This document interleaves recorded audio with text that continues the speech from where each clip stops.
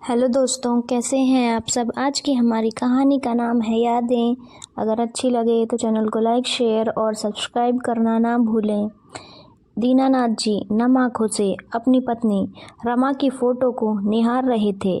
कैसे तुम हमको अचानक छोड़कर चली गई। बहुत गहरा घाव दिया है तुमने। कैसे एक एक दिन का जोड़कर हम लोगों ने ये घर बनवाया था और तुम हमको बीच मझधार में किसके सहारे छोड़कर चली गई। अभी तो हमारा बेटा भी मात्र 12 साल का ही है, उसको कौन संभालेगा यह भी तुमने नहीं सोचा। और मुझको कौन संभालेगा, क्योंकि मुझको भी तो संभालने वाली तुम ही थी। दीनानाथ जी खुद से धीरे धीरे बुदबुदाकर अपनी पत्नी रमा की फ़ोटो से घंटों बातें करते रहते। घर वालों ने बहुत कहा कि अभी तुम्हारी उम्र ही क्या है, दूसरी शादी कर लो। दीनानाथ जी ने अपने बेटे माधव को देखते हुए दूसरी शादी के लिए साफ मना कर दिया, क्योंकि वह नहीं चाहते थे कि उनकी और रमा की निशानी माधव को किसी भी तरह की परेशानियों का सामना करना पड़े। कहते हैं कि समय बहुत बड़ा महर्रम होता है। समय के साथ साथ माधव बड़ा होता चला गया और दीनानाथ जी भी कहीं अंदर तक संभलने लगे, लेकिन उनका रोज का नियम नहीं बदला। अपनी पत्नी की फ़ोटो के सामने बैठकर वह उससे घंटों बातें करते। जब राघव शादी लायक हो गया तो राघव की शादी उसकी बुआ ने अपनी ननद की बेटी सोना के साथ करवा दी। सोना विदा होकर दीनानाथ जी के घर आ गई। धीरे धीरे घर गृहस्थी भी वह अच्छे से संभालने लगी। दीनानाथ जी का कागज़ के लिफाफे बनाने का बहुत बड़ा व्यापार था।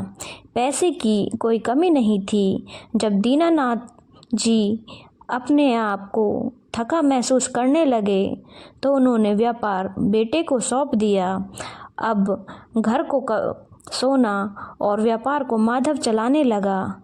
सब कुछ बहुत अच्छे से चल रहा था, लेकिन दीनानाथ जी ने महसूस किया कि उनकी बहू सोना एक एक करके उनकी पत्नी रमा द्वारा लाई गृहस्थी के हर सामान को हटाकर नई चीज़ें लाने लगी।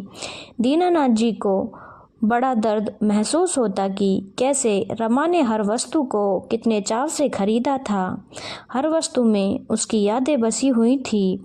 जब वह चीज़ वहाँ से हटती तो दीनानाथ जी कुछ बोल तो नहीं पाते, लेकिन उनकी आंखों में आंसू आ जाते। दीनानाथ की पत्नी रमा की एक बड़ी सी फ़ोटो जो ड्राइंग रूम में बिल्कुल सामने लगी थी, दीनानाथ जी उसी से अक्सर बातें करते रहते थे। एक दिन सोना माधव से बोली, यह फ़ोटो बहुत पुरानी हो गई है और ड्राइंग रूम में अच्छी नहीं लगती है। यहाँ पर एक बड़ी सी कोई नई पेंटिंग लगा कर रख देते हैं। पहले तो माधव ने मना किया, लेकिन सोना की जिद के आगे उसे झुकना पड़ गया। अब सोना मौके की तलाश करने लगी। एक दिन दीनानाथ जी कहीं रिश्तेदारी में गए हुए थे और जब वह वहां से लौटकर आए तो ड्राइंग रूम में रमा की फ़ोटो न देखकर एकदम से घबरा गए और बहुत तेज़ आवाज़ में चिल्लाए, माधव, सोना, ये क्या है। तभी सोना और माधव दौड़ते हुए आए। तुम्हारी माँ की फ़ोटो यहाँ लगी हुई थी, वह कहाँ गई। एक एक करके तुमने उसका सारा सामान हटा दिया। अभी के अभी ये फ़ोटो यहाँ पर लगाओ।